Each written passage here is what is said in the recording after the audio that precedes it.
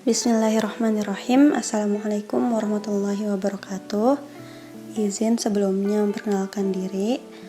Saya Najah Nurul Hidayah dari Prodi Ilmu Al-Quran dan Tafsir semester 1. Di sini saya akan mempresentasikan materi dari Ulumul Quran. Langsung saja ke yang pertama. Baik, yang pertama itu ada materi Nuzulul Quran yang artinya turunnya Al-Quran. Nuzulul yang artinya turun. Jadi bahwa Al-Quran itu merupakan kitab wahyu yang diturunkan. Dan bersifat kalam Allah atau firman Allah diturunkan kepada Nabi Muhammad. Lalu diturunkannya Al-Quran ini melalui proses 2 tahap. Yang pertama itu tahap diturunkannya secara jumlatan wahidan atau secara sekaligus, secara lengkap dari Lauhil Mahfuz ke Baitul Izzah pada malam Lailatul Qadar atau juga dikenal dengan Lailatul Mubarak, bulan Ramadan, secara langsung 30 juz atau 114 surat. Lalu proses diturunkannya di tahap kedua itu secara al-marhalah ats-tsaniyah, yang berarti secara bertahap atau terpisah-pisah sesuai dengan keadaannya atau asbabun nuzul selama kurang lebih 23 tahun dari Baitul Izzah ke bumi. Tujuannya diturunkan secara bertahap atau terpisah-pisah itu agar mudah dibaca, dicerna, diamalkan, dihafal sesuai dengan karakteristik kemampuan manusia. Kemudian Al-Quran ini diturunkan terdapat dari 7 qiraat atau cara baca, dan dari 7 ini diantaranya dipilih yang paling mudah bagi diri kita. Selanjutnya itu adapun perantara diturunkannya Al-Quran ini kepada Nabi Muhammad yaitu melalui malaikat Jibril. Ada dalam surat An-Nahl ayat 102. Dan adapun julukan bagi malaikat Jibril sebagai perantara ini yaitu dikenal dengan Rohul Kudus atau juga Rohul Amin, yaitu dengan metode talaki, yaitu Nabi bertalaki kepada malaikat Jibril. Dari sifat Jibril ini ketika menyampaikan Al-Quran kepada Nabi Muhammad datang kepada Rasulullah, yaitu dengan cara menyamar atau berubah bentuk seperti manusia, dan seringnya yaitu menyerupai sahabat Nabi yang bernama At-Tibyah Al-Kalabiyah. Jadi jarang menunjukkan wujud aslinya dan menyamar sebagai laki-laki, atau kadang juga tidak menyerupai manusia manapun. Jadi tidak ada sahabat Nabi yang tahu, hanya Rasulullah seorang. Jadi itulah cara Jibril setiap kali menemui Rasulullah SAW. Kemudian adapun ayat pertama yang diturunkan yaitu surat Al-Alaq ayat 1-5, yaitu sebagai legalitas atau lisensi Nabi dan Rasul. Lalu ayat terakhir yang diturunkan adalah ayat-ayat tentang riba hingga 4 kali tahap. Lalu juga ditutup dengan perintah bertakwa. Juga adapun tentang hutang, dan An-Nasr juga termasuk dari surat-surat terakhir seperti Al-Maidah, An-Nasr, dan yang lainnya. Ayat-ayat Al-Quran turun diiringi dengan peristiwa-peristiwa atau latar belakang diturunkannya setiap ayat, atau sering kita kenal dengan asbabun nuzul, yaitu tujuannya agar tidak salah tangkap. Nah, surat-surat yang turun kepada Nabi itu kebanyakan secara terpisah-pisah.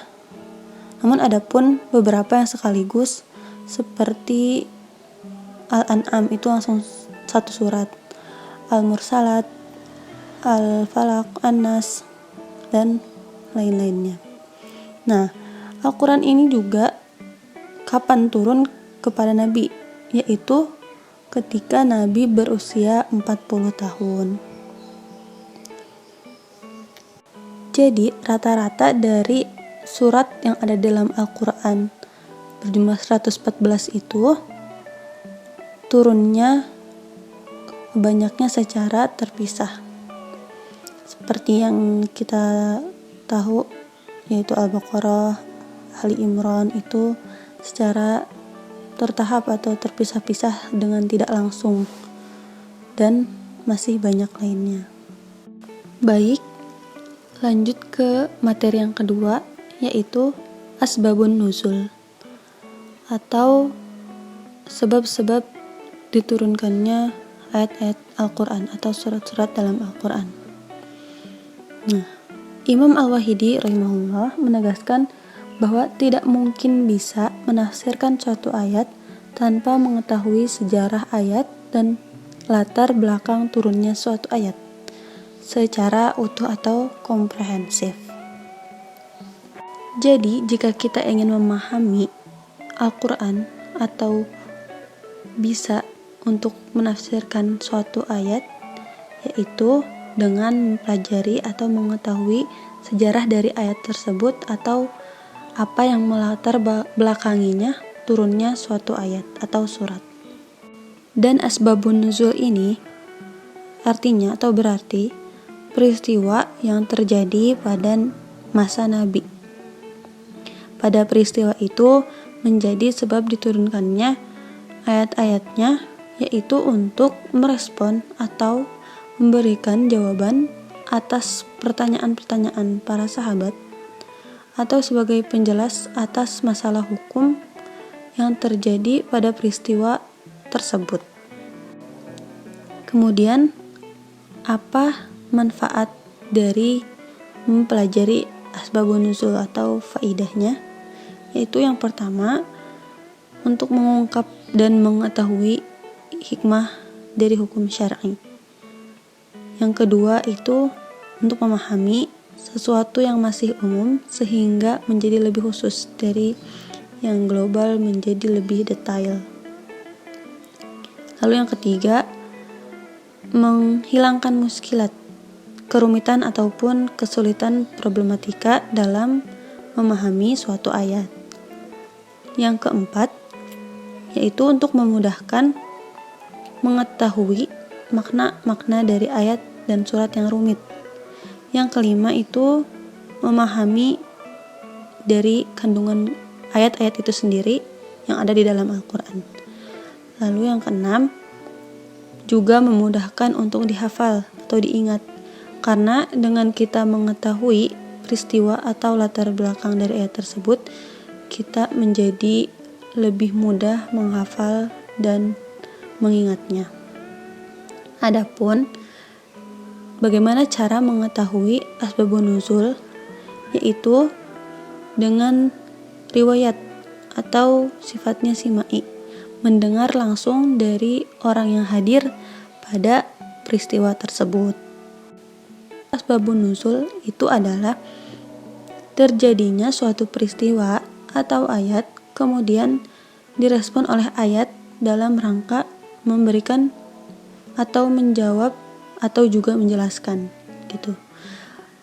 Dan juga dari munculnya suatu pertanyaan atau peristiwa keadaannya, kemudian datanglah untuk memberikan respon atau jawaban dari tantangan-tantangan masyarakat terhadap zaman. Sehingga kita akan mencapai kesimpulan bahwa asbabun nuzul, walaupun peristiwa itu terjadi di zaman Nabi dan sahabat, tetapi berlakunya ayat tidak hanya pada sebab yang diturunkan di sana, tapi sampai hari ini, dan itu masih berlaku secara umum dan sepanjang masa. Lanjut, klasifikasi asbabun nuzul. Asbabun nuzul ini terbagi menjadi dua klasifikasi atau terbagi menjadi dua dari 114 surat yang ada di dalam Al-Quran, yaitu surat Makkiyah dan surat Madaniyah. Surat Makkiyah ini bisa kita lihat dari sisi tempat, yaitu semua surat yang diturunkan di Mekah. Dari sisi waktu, yaitu surat yang diturunkan sebelum Nabi hijrah. Dan dari sisi objek, yaitu surat yang diperuntukkan oleh Allah untuk orang-orang atau penduduk Mekah. Lalu, surat Madaniyah dari sisi tempat, yaitu semua surat yang diturunkan di Madinah. Dari sisi waktu, yaitu semua surat yang diturunkan setelah Nabi hijrah. Dan dari sisi objek, yaitu semua surat yang diperuntukkan atau surat-surat yang diperuntukkan oleh Allah untuk penduduk Madinah. Adapun ciri-cirinya dari surat Makkiyah, yang pertama itu kandungannya berisi tentang tauhid, hari akhir, risalah kenabian, lalu janji dan ancaman, ataupun ayat-ayat kauniyah tentang sains atau alam. Yang kedua itu cirinya tentang sejarah Nabi dan orang-orang solih terdahulu. Lalu cirinya surat yang terdapat lafaz kalla atau diawali dengan lafaz ya ayyuhan nas. Lalu ciri yang berikutnya surat yang terdapat ayat sajdah atau sujud tilawah. Lalu yang terakhir itu cirinya berisi tentang mengkritik budaya-budaya jahiliyah. Kemudian ciri dari surat Madaniyah, yang pertama itu ayat-ayat tentang perintah jihad, bicara tentang mendakwahi ahlul kitab dalam kezalimannya. Lalu yang kedua tentang orang-orang munafik. Yang ketiga berisi tentang tata cara ibadah, tata cara beramal atau bermuamalah, riba, dan yang lainnya. Ciri yang keempat, bicara tentang masalah hukum, kriminal, hukum waris. Jadi di surat Madaniyah ini berbicara tentang sosial, masalah sosial. Yang kelima, struktur bahasa ayatnya panjang-panjang. Lalu yang terakhir diawali dengan lafaz ya ayyuhalladzina amanu. Dari 114 surat yang disepakati ulama ini ada 20 surat Madaniyah, 82 surat Makkiyah, dan 12-nya ulama khilaf. Adapun faidah atau kegunaan dari memahami karakter atau surat Makkiyah dan Madaniyah itu diantaranya untuk mengetahui konsep nasikh dan mansukh, lalu untuk mengetahui sejarah hukum atau tasyrik Islam, kemudian supaya memahami secara komprehensif, utuh dan menyeluruh, juga untuk mengetahui sirah nabawiyah dan sahabiyah, yaitu perjuangan Nabi dakwah. Lalu yang terakhir untuk mengetahui psikologi dari ayat dan surat tersebut, yaitu Makkiyah kuat akidah dan Madaniyah berkembang sosial. Bahasan dari materi yang keempat yaitu nasikh wa mansukh. An-nasakh secara bahasa yang artinya al-izalah yang berarti menghilangkan, dan al-ibdal yang berarti mengganti, atau tahwil yang berarti mengalihkan. Adapun secara istilah yaitu hukum syariat yang terdahulu diganti dengan hukum syariat yang terbaru. Ada dalam surat Al-Baqarah, "Ma nansakh min ayatin aw nunsiha na'ti bi khairin minha aw mithliha." Alam ta'lam annallaha ala kulli syai'in qadir. Ayat mana saja yang kami nasahkan atau kami jadikan manusia lupa kepadanya, kami datangkan yang lebih baik daripadanya atau yang sebanding dengannya. Tidakkah kamu mengetahui bahwa sesungguhnya Allah Maha Kuasa atas segala sesuatu? Nah, jadi nasakh dan mansukh itu diganti bebannya. Poin pertama dari nasikh wa mansukh yaitu berarti diganti bebannya kepada yang lebih ringan. Contohnya tentang menghadapi atau melawan musuh yang lebih banyak, misal 20/200 atau 10 kali lipatnya, dan saat itu umat tidak boleh mundur dari perangnya. Kemudian hukumnya dihapus, diganti dengan yang lebih ringan dalam surat Al-Anfal ayat 65 dan 66, yang pada ayat 65 itu artinya, wahai Nabi Muhammad, kobarkanlah semangat pada mukmin untuk berperang. Jika ada 20 orang yang sabar di antara kamu, niscaya mereka dapat mengalahkan 200 orang musuh. Dan jika ada 100 orang yang sabar di antara kamu, niscaya mereka dapat mengalahkan 1000 orang kafir. Karena orang-orang kafir itu adalah kaum yang tidak mengerti. Lalu diringankan di ayat ke-66. Sekarang Allah telah meringankan kamu karena Dia mengetahui bahwa ada kelemahan padamu, maka jika di antara kamu ada 100 orang yang sabar, niscaya mereka dapat mengalahkan 200 orang musuh. Dan jika di antara kamu ada 1000 orang yang sabar, niscaya mereka dapat mengalahkan 2000 orang dengan seizin Allah. Allah beserta orang-orang yang sabar. Jadi, yang awalnya hukumnya umat dilarang mundur dari perang walaupun jumlah lawan 10 kali lipat lebih banyak, tetapi Allah ringankan di ayat selanjutnya, yaitu menjadi 2 kali lipat atau 1/2. Jadi secara sederhana arti dari nasikh yaitu datang belakangan atau sekarang, dan mansukh berarti datang terdahulu. Dan dari setiap peristiwa nasikh wa mansukh tentu di dalamnya pasti terdapat hikmah. Kemudian poin kedua, ketika terjadi pergantian ayat diganti dengan ayat yang lain, maka Allah menggantinya dengan yang setara. Contohnya itu dalam masalah menghadap kiblat di dalam sholat.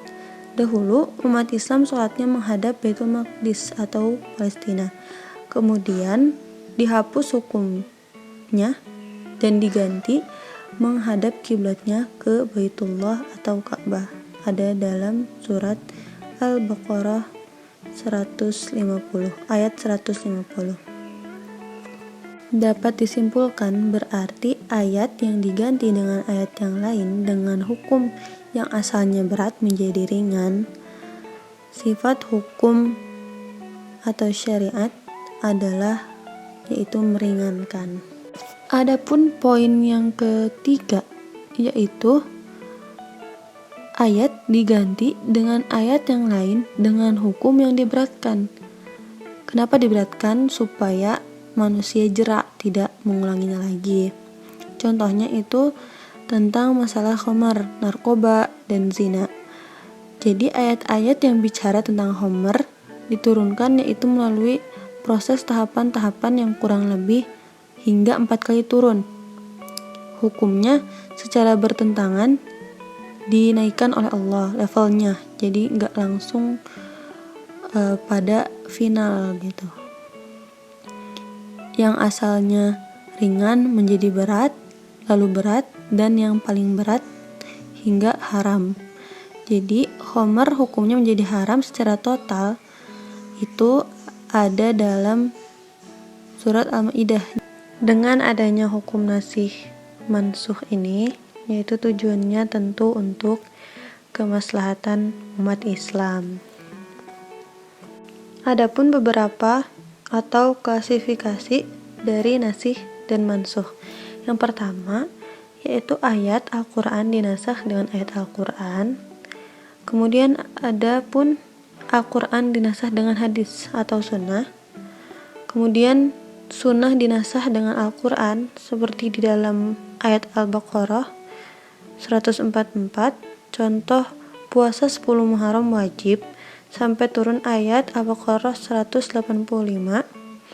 Jadi hukum wajibnya puasa dengan hadis lalu dinasakh dengan ayat, diganti menjadi yang wajib hanya puasa Ramadan. Lalu adapun sunnah dinasakh dengan sunnah Nabi Shallallahu Alaihi Wasallam, contoh nikah mut'ah atau kontrak.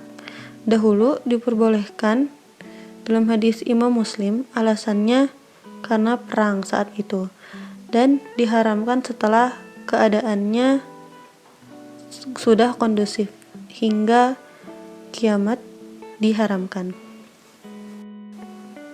Lanjut, yaitu bentuk nasakh dalam Al-Quran terbagi menjadi 3 kategori. Yang ke-1, dihapus bacaannya, juga hukumnya tidak ada. Contohnya tentang masalah orang yang sudah tua atau nenek-nenek dan kakek-kakek dirajam hukumnya apabila ia berzina. Kemudian bukan hanya nenek-nenek atau kakek-kakek, tetapi menjadi berlaku untuk semua orang selama masih lajang atau belum menikah. Yang kedua, bentuknya itu dinasakh hukumnya, tetapi bacaannya masih ada. Contohnya dari surat Al-Anfal tadi ayat 65-66 tentang perang melawan musuh yang lebih banyak. Kemudian yang ketiga itu bentuknya bacaannya tidak ada, tapi hukumnya masih ada. Contohnya tentang masalah roda'ah atau persusuan, yaitu mahram. Dahulu 10 kali persusuan dinasakh menjadi 5 kali persusuan. Nah, bagaimana cara mengetahui nasikh dan mansukh? Yang pertama itu harus ada riwayat yang jelas, yaitu sahih. Hadisnya yang menerangkan, atau ada atsar dari para sahabat dikatakan bahwa ayat tersebut sudah dinasakh. Kemudian ijma' ulama bahwa ayat tersebut sudah mansukh. Lalu yang ketiga, ada riwayat sejarah yang valid atau meneliti atau juga mengetahui mana hukum yang awal kemudian hukum berikutnya, jadi menelusurinya. Kemudian hikmah dari nasikh dan mansukh ini yaitu untuk mengetahui dalam tahapan penyempurnaan syariat Islam proses dalam berdakwah. Lalu adapun hikmahnya untuk menunjukkan kemaslahatan yang lebih baik. Yang ketiga itu memberikan keringanan, juga yang terakhir untuk menunjukkan kesempurnaan ajaran Islam. Sebagai catatan, ayat berlaku nasakh yaitu ayat yang berbicara tentang masalah hukum. Itu sekitar ada 500-an, tetapi tidak semua ayat itu diberlakukan nasikh dan mansukh. Sebagian ulama menyebutkan ayat yang berlaku di nasikh itu sekitar 214. Jadi kalau nasikh dan mansukh itu bicara tentang masalah hukum, pertentangan, bukan tentang masalah akidah atau tauhid yang sudah pasti ketetapannya. Selanjutnya yaitu pembahasan tentang al-muhkam dan al-mutasyabih. Al-muhkam dan al-mutasyabih ini keduanya bersumber dari wahyu Allah Subhanahu wa taala. Adapun jenis atau ciri-ciri dari isi kandungan Al-Qur'an, yang pertama, ayat-ayat muhkamat, yaitu cirinya jelas, tegas secara maknanya. Kemudian kuat, tidak ada persamaan dan tidak ada perdebatan hukumnya. Adapun firman Allah dalam surat Hud ayat 1, kitabun uhkimat ayatuhu thumma fusilat min ladun hakimin khabir. Lanjut ke ciri-ciri atau jenis dari ayat-ayat mutasyabihat, yaitu serupa, ada khilaf dari sisi arti atau hukumnya. Kemudian ada persamaan, semisal dari kata wa arjulakum, adapun juga yang membacanya wa arjulikum, wa arjulukum. Kemudian juga ada keserupaan makna, ada ihtimal, dan ada perdebatan hukumnya. Dan kebanyakan dalam Al-Quran ini adalah dari ayat-ayat muhkamat karena sebagai induknya. Kemudian adapun hikmah adanya ayat muhkamat dan mutasyabihat atau adanya masalah ini, yaitu pertama, seandainya Al-Quran seluruhnya adalah ayat muhkamat, maka akan hilanglah hikmah dari ujian. Dan perdebatan ini adalah sebagai ujiannya. Kemudian sebagai penjelas dan petunjuk. Juga seandainya Al-Quran seluruhnya adalah ayat mutasyabihat, adalah supaya untuk menguji atau meningkatkan keimanan, supaya juga kita ingin mempelajari, mengetahuinya, juga mentadaburi Al-Quran. Dan hikmahnya yaitu selanjutnya ada sebagai tantangan, yaitu mutasyabih. Menurut para ulama dalam tafsir Al-Qutubi, Al-Muhkamat berarti ayat yang jelas, mudah dipahami maknanya dan juga tafsirnya. Jadi semua kalangan manapun mengetahuinya gitu, memahami dari maksud ayat tersebut. Kemudian mutasyabihat yang berarti yang memahaminya adalah orang-orang yang menelusuri ilmunya lebih dalam, yaitu orang-orang tertentu, ialah orang-orang yang ditunjukkan Allah untuk memahami ayat tersebut lebih dalam. Dan ciri di antara orang yang Allah tunjukkan untuk bisa memahami ayat mutasyabihat yaitu orang-orang yang menjaga amal baiknya, menjaga hubungan takwa dirinya kepada Allah Subhanahu wa taala. Yang kedua, memiliki hati dan akal yang sehat, juga senantiasa tawadhu, tidak sombong di hadapan Allah dan manusia. Kemudian zuhud atau tidak rakus dengan dunia, bisa mengendalikan hawa nafsunya dan tidak diperbudak oleh hawa nafsunya tersebut. Kemudian juga wara', mujahadah dan bermunajat kepada Allah Subhanahu wa taala. Dan ayat-ayat mutasyabihat ini sebisa mungkin diarahkan menjadi atau supaya menjadi ayat-ayat muhkamat agar dipahami menjadi jelas gitu.